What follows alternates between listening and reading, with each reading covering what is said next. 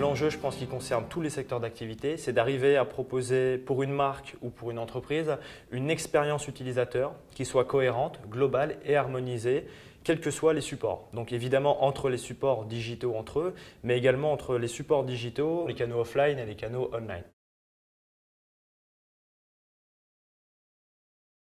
Aujourd'hui, le digital offre le pouvoir aux marques, aux entreprises de gérer des liens avec les utilisateurs. Les utilisateurs, ça s'entend au sens large du terme également, c'est-à-dire que ça peut être des clients, des prospects, de simples contacts. Donc aujourd'hui, la gestion de ces liens est importante et si je prends des exemples de transition digitale un petit peu réussie dans certaines entreprises, notamment aux États-Unis, où les pôles digitaux, les pôles marketing sont devenus un petit peu transverses, aujourd'hui, ces pôles digitaux, par exemple, arrivent à segmenter leur clientèle en fonction d'un lien relationnel qu'a le client, le prospect, l'utilisateur par rapport à la marque. Ce sont des marques qui sont capables de catégoriser les utilisateurs en fonction par exemple d'un montant d'achat sur tel canal. On va pouvoir dire que cet utilisateur a une durée de vie plus ou moins importante suivant qu'il ait une interaction par mobile, par canal offline, etc. ou qui mixte l'ensemble. Il est important aussi de connaître quel lien a l'utilisateur avec votre entreprise ou votre marque de façon à déterminer un petit peu ses motivations. Un exemple réel, un utilisateur qui va être très fan du service Drive pour être un utilisateur régulier, qui va avoir envie de s'investir et prendre de son temps personnel pour aller sur le site de la marque de grande distribution dans laquelle il fait ses courses, pour aller faire des propositions d'amélioration de service, donner son avis, etc. Malheureusement aujourd'hui, la grande distribution va principalement lui répondre par mass market. Il va recevoir des emails non personnalisés, des offres non personnalisées ou plus ou moins personnalisées en fonction de ses habitudes et de ses besoins. Il va se sentir un petit peu frustré par rapport à ça. Dans cet objectif d'expérience utilisateur globale, il faut savoir non seulement créer et capter des liens avec ces utilisateurs-là, mais il faut aussi savoir leur faire des réponses qui soient personnalisées en fonction de leur motivation, en fonction de leur contexte, en fonction de leurs besoins et en fonction de ce fameux lien qui a été créé avec cet utilisateur.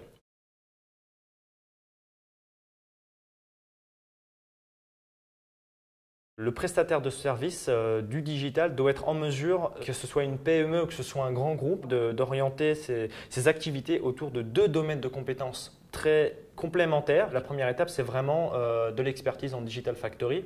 Et le deuxième secteur d'activité qu'il est important d'adresser parallèlement à ça, c'est vraiment l'expertise autour de la data. Ça commence simplement par être capable de faire de la digital analytics, c'est-à-dire simplement étudier les comportements, les habitudes des utilisateurs, récupérer des KPI sur les différents outils, être capable de les centraliser, être capable de traiter cette donnée, notamment pour faire ce qu'on pourrait appeler de la BI digitale, mais d'ouvrir aussi la voie aux problématiques big data, aux problématiques temps réel, client 360, etc. Le constat que je fais moi du marché, c'est qu'aujourd'hui, il n'y a pas vraiment de cohérence qui existe entre les différents dispositifs digitaux qui sont créés. Donc du coup, dans ces conditions, il est assez difficile de parler d'expérience utilisateur harmonisée puisqu'on a plusieurs dispositifs digitaux dans la nature, sans parler du fait qu'ils sont maintenus et gérés par des équipes métiers différentes et derrière par des prestataires différents.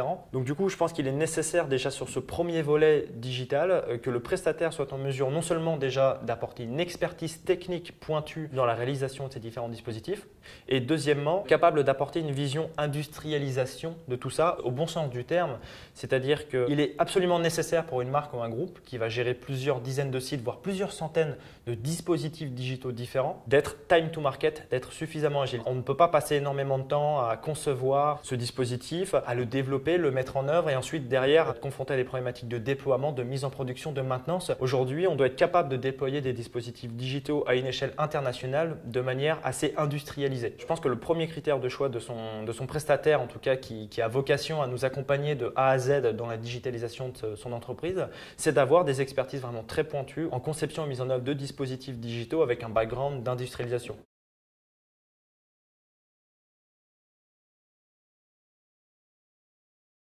Aujourd'hui, le marché est très effervescent autour de la data. On entend beaucoup parler de big data, de data scientist. C'est très bien tout ça. Évidemment, c'est très bien d'en parler. Et puis, ce sont des sujets qui vont évidemment devenir des sujets de premier plan dans les années à venir. Sauf que, avant de parler de data, de capter des informations qui proviennent du digital, encore faut-il avoir réussi à apporter de l'harmonisation dans son parc de dispositifs digitaux. Donc, d'où la problématique d'incorporer de l'expertise en conception et en mise en œuvre de projets digitaux. Seulement après, on pourra commencer à parler effectivement de big data, de grosses quantités de données et même d'aller croiser toutes ces données-là après derrière avec le système d'information, notamment les données qui sont un petit peu chaudes, récentes du digital, qui se mettent à jour régulièrement, et avec des données un peu plus froides du système d'information, donc croiser des comportements et des motivations sur des canaux digitaux avec les objectifs de vente atteints, non atteints, etc. qui sont dans le système d'information. Et c'est en croisant ces données aujourd'hui qu'on arrive vers la connaissance client 360, vers le fameux temps réel.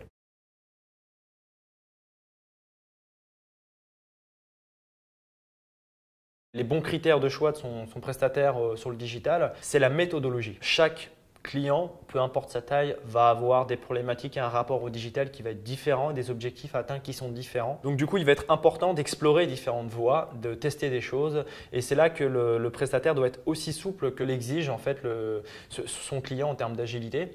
Tout simplement parce qu'il va falloir tester plein de possibilités différentes, lancer des projets, tester des technologies, etc. Et donc, du coup, on doit avoir non seulement ça dans sa démarche interne en tant que prestataire, c'est-à-dire avoir éprouvé les modes de fonctionnement agiles, par exemple, au sein de ses équipes, avoir vu les limites, avoir vu les avantages, les inconvénients. Il faut avoir une capacité à faire des propositions commerciales d'un genre un petit peu nouveau en focusant beaucoup sur les proof of concept avant de tout de suite partir sur des projets de taille industrielle. Il faut aussi, je pense, avoir une capacité à enlever un petit peu les inhibitions techniques que peuvent avoir les clients, les difficultés qu'ils peuvent rencontrer, notamment par exemple en termes de production, ne serait-ce que pour tester un projet. Aujourd'hui, si vous avez besoin au sein d'un grand groupe bancaire par exemple, d'avoir un environnement, des architectures techniques qui permettent de tester une solution en environnement réel, ça peut devenir très vite compliqué d'obtenir le matériel, les autorisations, etc. sur l'environnement du client. Donc je pense qu'un des gros plus que peut apporter le prestataire aujourd'hui, c'est de proposer par exemple des solutions de cloud privé, de pouvoir répliquer des environnements clients de façon à pouvoir faire les proof of concept dans un environnement qui est identique à celui du client mais sans avoir eu à passer par toute la phase production, etc. Et donc du coup gagner du temps en prise de décision, d'avoir des résultats qui sont vraiment probants. Et l'objectif c'est vraiment d'être time to market aujourd'hui dans sa digitalisation.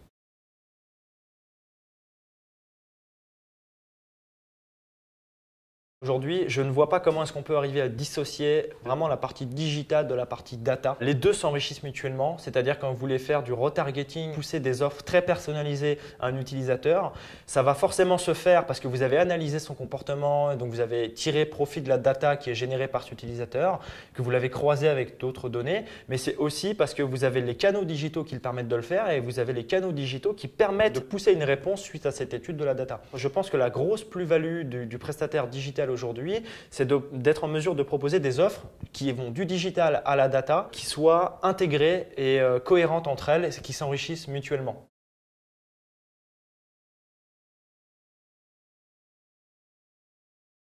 C'est vraiment d'avoir ces notions d'industrialisation, c'est d'être capable de monter très haut au niveau des problématiques d'un groupe pour proposer des solutions pertinentes, qu'elles soient open source, propriétaires, peu importe, mais en tout cas des solutions pertinentes qui permettent vraiment de gérer l'industrialisation de tous les dispositifs digitaux, donc de rationaliser les coûts, les délais de mise en œuvre, l'objectif étant vraiment d'être time to market. Je ne crois pas vraiment au prestataire digital qui n'a pas un background technique solide. Il ne faut pas oublier que tout ça est induit par l'innovation technologique, donc on ne peut pas se dire on n'est pas expert technologique, donc on va faire du digital. Pour moi, ça ne marche pas. La vraie valeur ajoutée d'un prestataire de service digital qui se dit expert en data, c'est sa compréhension du fait que ça va se faire par étapes.